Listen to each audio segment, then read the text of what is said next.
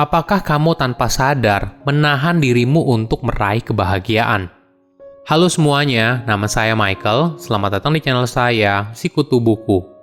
Kali ini saya akan bahas buku Resisting Happiness karya Matthew Kelly. Sebelum kita mulai, buat kalian yang mau support channel ini agar terus berkarya, caranya gampang banget. Kalian cukup klik subscribe dan nyalakan loncengnya. Dukungan kalian membantu banget supaya kita bisa rutin posting dan bersama-sama belajar di channel ini. Buku ini membahas kenapa kita seringkali menolak untuk bahagia. Tanpa kita sadari, kita memilih untuk menyabotase diri kita sendiri, menunda pekerjaan, dan tidak berani mengejar mimpi yang kita inginkan. Apakah kamu bahagia? Ini mungkin pertanyaan yang salah. Banyak orang merasa cukup bahagia, tapi di waktu yang sama, mereka juga merasa kalau mereka bisa lebih bahagia daripada sekarang. Matthew akan membahas pengalamannya sendiri mengenai alasan kenapa kita seringkali menyabotase kebahagiaan kita sendiri. Dia berpendapat kalau semua ini berhubungan dengan adanya penolakan kita untuk bahagia. Ini merupakan perasaan untuk tidak melakukan sesuatu yang sebenarnya kita tahu itu baik untuk kita. Namun di sisi lain, kita tidak berhenti melakukan sesuatu yang malah merugikan diri kita. Saya merangkumnya menjadi 3 hal penting dari buku ini. Pertama, apakah kita tidak ingin bahagia? Mungkin kamu merasa, kok bisa kita menolak untuk bahagia? Bukannya kita selalu ingin bahagia? Ada contoh sederhana dari penolakan yang dimaksud oleh Matthew. Apakah kamu pernah mematikan alarm di pagi hari, mengubahnya ke mode snooze, dan tidur lagi? Ini adalah contoh sederhana bagaimana sebuah penolakan bekerja dan kita kalah di waktu pertama di pagi hari. Lebih jauh lagi, penolakan merupakan perasaan yang membuat kamu menolak untuk mengerjakan hal yang seharusnya kamu kerjakan. Apalagi dalam sebuah proyek jangka panjang, penolakan ini merupakan masalah utama. Sebagai contoh, sebagai seorang penulis, Matthew seringkali diminta pendapatnya tentang bagaimana bisa menerbitkan sebuah buku. Tetapi, mayoritas orang yang bertanya kepada dia soal hal tersebut belum menyelesaikan penulisan bukunya. Matthew lalu meminta mereka untuk berbicara lagi dengannya ketika mereka sudah selesai menulis buku mereka sendiri. Namun, 95% orang yang bertanya tidak kembali lagi ke dia. Hal ini menunjukkan mayoritas orang sudah jelas kalah pada pertarungan dalam diri mereka.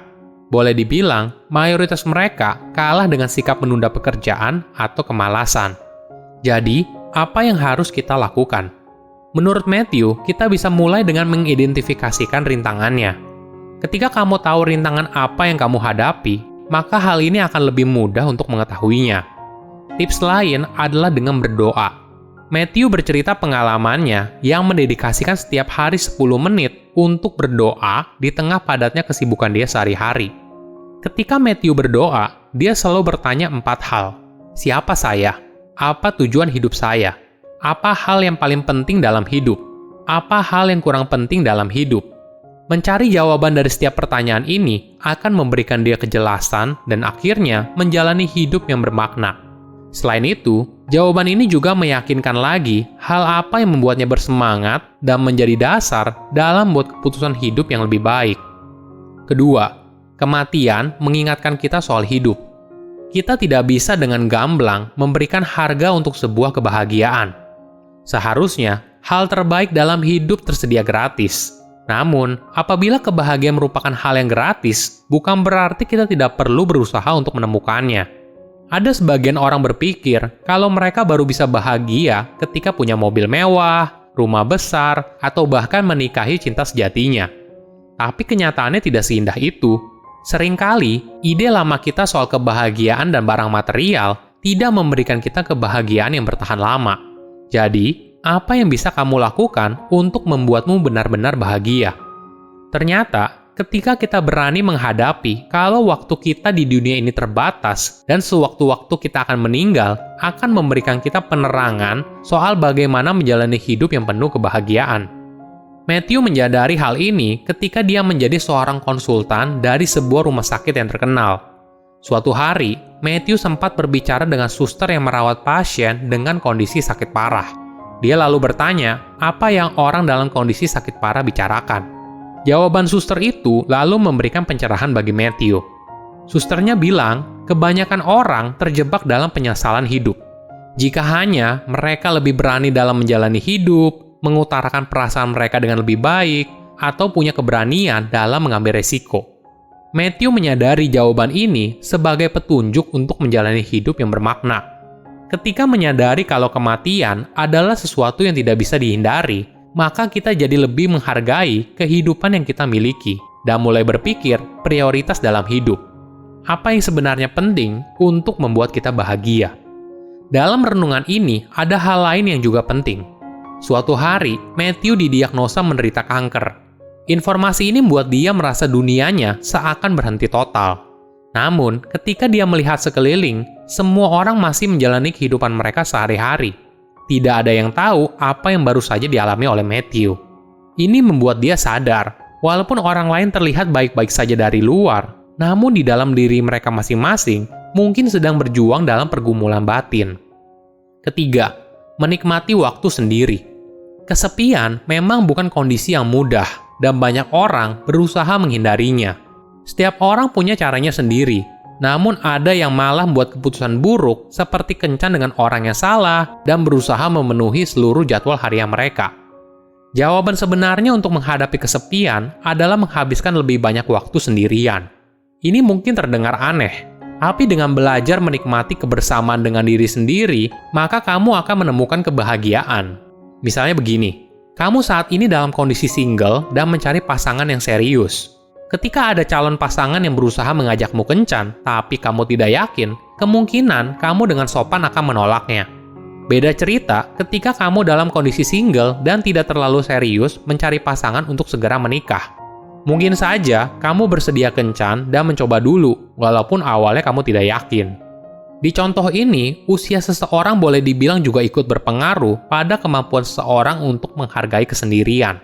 Mungkin dulu, kamu baru merasa bahagia ketika jalan-jalan keluar seharian.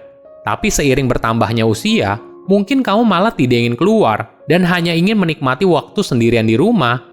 Ini mungkin adalah waktu berkualitasmu.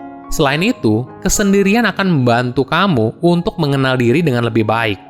Ini tidak bisa kamu pelajari dari siapapun, hanya kamu yang bisa mempelajarinya. Dampaknya, hal ini juga akan bantu kamu ketika berhubungan dengan orang lain. Saat kamu sudah bahagia sendirian, maka kamu baru bisa meningkatkan kemampuanmu untuk menjadi pendengar yang lebih baik bagi orang lain. Tapi, bagaimana caranya seorang bisa mencapai hal ini? Matthew membagikan 5 teknik kunci untuk meningkatkan keterampilan mendengarkan secara mendalam. Pertama, lakukan kontak mata. Tatap mata orang yang kamu ajak bicara dan tersenyum. Hal ini akan menunjukkan kepada mereka bahwa kamu tertarik dengan apa yang mereka katakan. Kedua adalah bahasa tubuh. Jika kamu memperhatikan, cara orang memposisikan tubuh menunjukkan banyak hal tentang perasaan mereka saat berinteraksi dalam sebuah percakapan. Misalnya, jika kamu menyilangkan tangan, kamu secara tidak langsung akan menunjukkan kurangnya minat pada orang lain. Ketiga, hindari mengganggu orang lain. Tidak ada yang suka dipotong saat berbicara.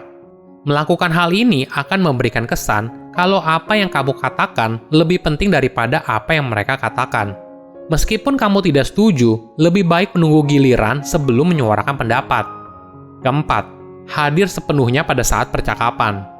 Orang yang kamu ajak bicara pasti akan menyadarinya jika kamu tidak sepenuhnya hadir. Jadi, jauhkan ponsel dan fokuslah pada percakapan.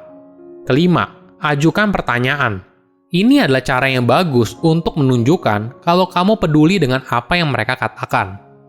Bersikap baiklah kepada semua orang, karena kamu tidak akan tahu orang yang kamu temui sedang menjalani rintangan hidup yang berat. Silakan komen di kolom komentar pelajaran apa yang kalian dapat ketika baca buku ini. Selain itu, komen juga mau buku apa lagi yang saya review di video berikutnya. Saya undur diri, jangan lupa subscribe channel YouTube Sikutu Buku. Bye-bye!